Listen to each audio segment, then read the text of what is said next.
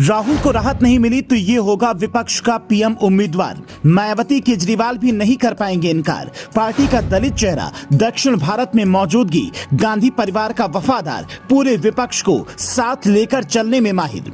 जैसे बीजेपी ने तैयार किया है मोदी की बाद योगी वाला प्लान, वैसे कांग्रेस राहुल की जगह लेकर आई है दलित उम्मीदवार। राहुल गांधी को अगर राहत नहीं मिली तो पहले से चेहरे का अभाव झेल रहे विपक्ष का क्या होगा। मोदी योगी से लड़ना तो छोड़िए, पहले विपक्ष को खुद से ही लड़ाई में पार पाना होगा।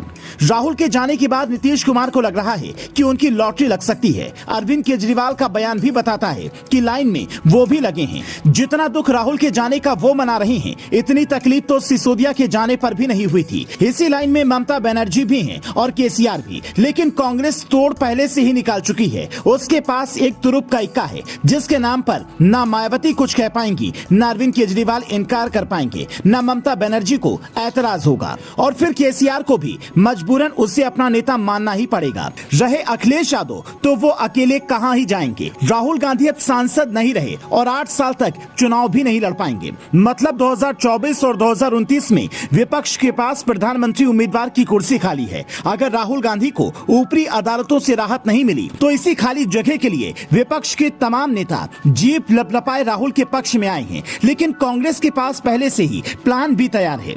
अगर राहुल गांधी चुनाव नहीं लड़ पाए तो कांग्रेस प्रधानमंत्री उम्मीदवार के तौर पर मल्लिकार्जुन खड़गे को आगे करेगी, क्योंकि उनके चेहरे पर किसी को ऐतराज नहीं होगा। और जो विपक्ष राहुल की सदस्यता जाने पर कांग्रेस के साथ एकजुट हुआ है वो एकजुट ही रहेगा, क्योंकि ममता बनर्जी, अखिलेश यादव और केसीआर मिलकर जिस तीसरे मोर्चे की नींव रख रहे हैं उस पर तो पानी फिर गया है। और नीतीश कुमार के लिए भी खड़गे के नाम पर इनकार करना आसान नहीं होगा, क्योंकि वो दलित समुदाय से आते हैं और दक्षिण भारत में राजनीति का बड़ा नाम है।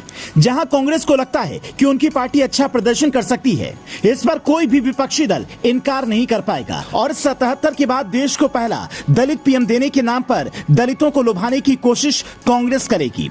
कर्नाटक में इसी साल विधानसभा चुनाव होने हैं और मल्लिकार्जुन खड़गे कर्नाटक से ही आते हैं। अगर वहां कांग्रेस ने जीत दर्ज की तो खड़गे की उम्मीदवारी और कंफर्म हो जाएगी।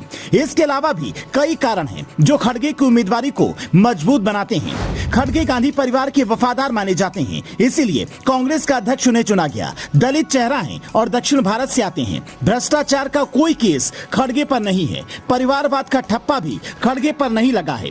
विपक्षी नेताओं को एक साथ लेकर चलने का हुनर जानते हैं। तो क्या कांग्रेस के लिए ये आपदा में अवसर की तरह है और कांग्रेस के कई नेता अंदर ही अंदर खुश हो रहे हैं कि राहुल गांधी से पीछा कट गया। लेकिन विपक्ष के सामने सबसे बड़ा सवाल वही है कि क्या कोई भी नेता मोदी को टक्कर देने की स्थिति में है, और 2024 में हारने के बाद वो कौन सा नेता होगा जिसे योगी के सामने खड़ा किया जाएगा। क्योंकि हो सकता है कि 24 के चुनाव के बाद पीएम मोदी संन्यास ले लें और बीजेपी योगी आदित्यनाथ को अपना चेहरा बनाए। आप भी कमेंट करके बताइए आपको क्या लगता है, विपक्ष का कोई चेहरा मोदी योगी से टक्कर ले सकता है या नहीं। Bureau report, news flash.